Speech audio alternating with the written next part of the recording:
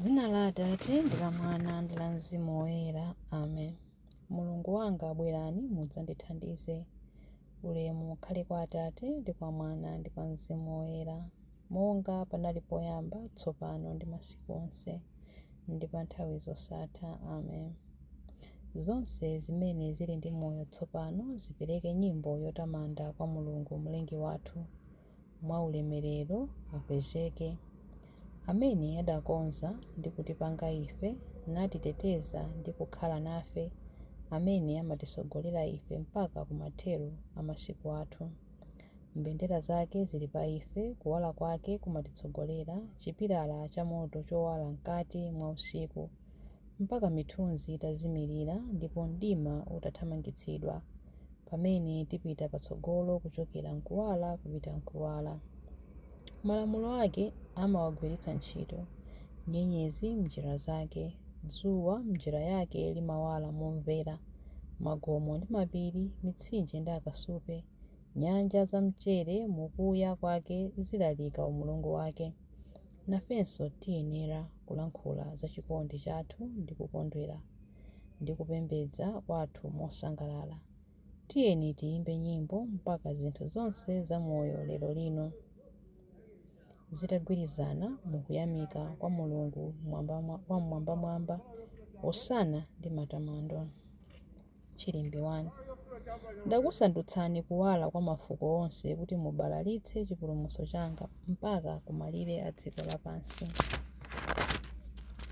Inu Mulungu, patsaniko mfumu nzeru zoweruzira, patsaniko mwana wa mfumu mtima wokonda chilungamo, motero mfumuyo idzaweruza anthu anu molungama, ndiponso anthu anu osauka mosakondera. Mapiri adzabweretsa madalitso kwa anthu, magomo adzadzetsa mphotho ya chilungamo.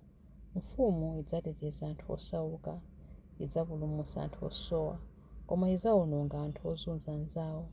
Idzakhala moyo pa mibado yonse.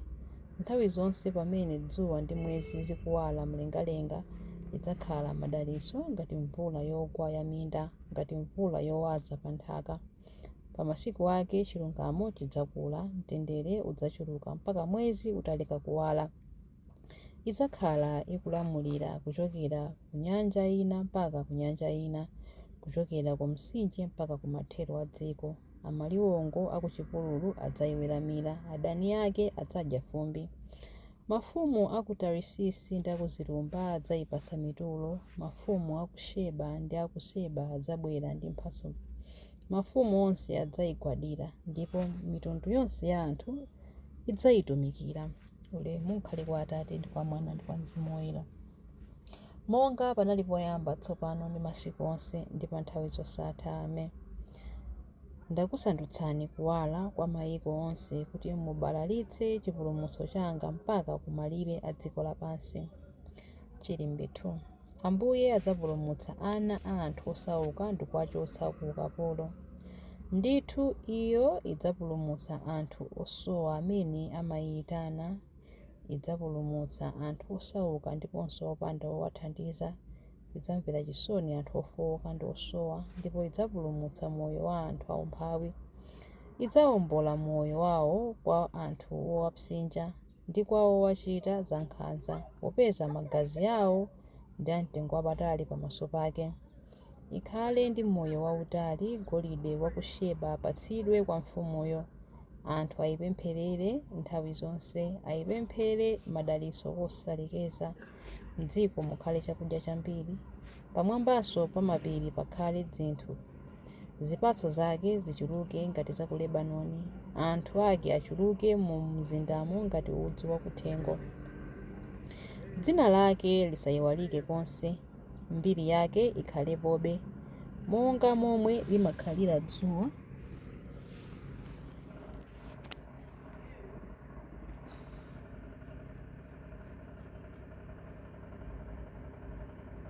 Anthu alandire madalitso chifukwa cha iyo, a mitundu yonse ayitche odala. Atamandike chauta Mulungu wa Israeli, iye yekha ndiye amene amachita zinthu zodabwitsa. Dzina lake la ulemerero litamandike mpaka muyaya, ulemerero wake udzaze dziko lonse lapansi. Inde momwemo, inde momwemo. Ulemu ukhale kwa Atate ndi kwa Mwana ndi kwa Mzimu Woyera, monga panali poyamba, tsopano ndi masiku onse ndi pa nthawi zosatha. Amen. Ambuye adzapulumutsa ana a anthu osauka ndi kuwachotsa ku ukapolo. Chilimbe 3. Tsopano ufumu wachipambano wa Mulungu wathu wayamba. Ambuye Mulungu mphambe, inu amene mulipo ndipo munaliponso kale, tikukuyamikani chifukwa mwaonetsa mphamvu yanu yayikulu ndipo mwayamba kukhazikitsa ufumu wanu. Anthu akunja adakalipa, koma yafika nthawi yoonetsa mkwiyo wanu, ndiye kuti nthawi yoweruza anthu akufa. Yafika nthawi yoti mupereke mphotho kwa atumiki anu aneneri ndi kwa anthu anu, ndiye kuti onse ang'onoang'ono ndi akuluakulu amene amaopa dzina lanu. Tsopano Mulungu wathu watipulumutsa, waonetsa mphamvu zake ndi ufumu wake. Tsopano wozezedwa uja waonetsa ulamuliro wake. Woneneza abale athu uja wagwetsedwa pansi. Amangokhalira kuwaneneza kwa Mulungu wathu usana ndi usiku. Abale athuwo adamugonjetsa ndi magazi a mwana wankhosa uja, ndiponso ndi mawu amene iwo ankawachitira umboni. Iwo adadzipereka kotheratu, kotero kuti sadaope ngakhale kufa. Choncho kondwerani inu dziko lakumwamba ndi onse okhalamo. Ulemu ukhale kwa Atate ndi kwa Mwana ndi kwa Mzimu Woyera, monga panali poyamba, tsopano ndi masiku onse ndi pa nthawi zosatha. Amen. Tsopano ufumu wachipambano wa Mulungu wathu wayamba. Mawu a Mulungu akuchokera pa 1 Petro 1:22 mpaka 23. Mwayeretsa mitima yanu pakumvera choona, kotero kuti muzikondana ndi akhristu anzanu mosanyenga. N'chifukwa chake muzikondana ndi mtima wonse mosafookera, popeza mwachita kubadwanso. Moyo wake siwochokera mu mbewu yotha kuwonongeka, koma mu mbewu yosatha kuwonongeka. Mbewuyi ndi mawu a Mulungu amene ali mawu amoyo ndi okhala mpaka. Mawu a Ambuye. Tithokoze Mulungu. Chiyankho: Ambuye ndiye m'busa wanga, sindidzasowa kanthu. Ambuye ndiye m'busa wanga, sindidzasowa kanthu. Amandigoneka pa msipu wobiriwira, sindidzasowa kanthu. Ulemu ukhale kwa Atate ndi kwa Mwana ndi kwa Mzimu Woyera. Ambuye ndiye m'busa wanga, sindidzasowa kanthu. Chilimbi cha nyimbo ya Amayi Mariya. Ambuye akhutitsa ndi kudzaza ndi zabwino amene ali kumva njala ya chilungamo. Mtima wanga ukutamanda Ambuye, ndipo mzimu wanga ukukondwera mwa Mulungu mpulumutsi wanga, popeza kuti wayang'ana kutsika kwa mtumiki wake. Ndithu kuyambira tsopano anthu a mibado yonse adzanditcha wodala. Iye amene ali wamphamvu wandichitira zazikulu, ndipo dzina lake ndiloyera. Amawachitira chifundo anthu a mibado ndi mibado amene amamulemekeza. Wachita zamphamvu ndi dzanja lake. Wabalalitsa anthu a mtima onyada, mafumu amphamvu wawatsitsa pa mipando yawo yachifumu. Anthu wamba nkuwakweza. Anthu anjala wakhutitsa ndi zabwino. Anthu olemera nkuwabweza osawapatsa kanthu. Wadzathandiza anthu ake a Israeli pokumbukira chifundo chake. Izi ndi zomwe adalonjeza kuti adzawachitira makolo athu akale aja, Abrahamu ndi zidzukulu zake mpaka muyaya. Ulemu ukhale kwa Atate ndi kwa Mwana ndi kwa Mzimu Woyera, monga panali poyamba, tsopano ndi masiku onse ndi pa nthawi zosatha. Amen. Ambuye akhutitsa ndi kudzaza ndi zabwino amene ali kumva njala ya chilungamo. Mapemphero. Tiyeni tikweze mitima yathu kwa Mulungu Atate athu, amene amapatsa fuko lake madalitso kudzera mwa mpulumutsi wathu Yesu Khristu. Ndi mtima wodzipereka tiyeni tiwapemphe kuti: Ambuye dalitsani fuko lanu. Mulungu wachifundo, limbitsani Leo 14 papa wathu ndi George archiepiscopi wathu. Atetezeni ku zoopsa zilizonse. Ambuye dalitsani fuko lanu. Liyang'aneni dziko lathu molikondera, tipulumutseni ku zoyipa zilizonse. Ambuye dalitsani fuko lanu. Ayitaneni anthu akatumikire ku guwa lanu, ndipo akutsatireni mopatana kwambiri moyo wangwiro, moyo wosauka ndi moyo wakumvera. Ambuye dalitsani fuko lanu. Asamaleni azakazi anu onse ozipereka ku moyo wauvirigo, kuti akutsatireni inu kankhosa ka Mulungu kulikonse kumene mungapite.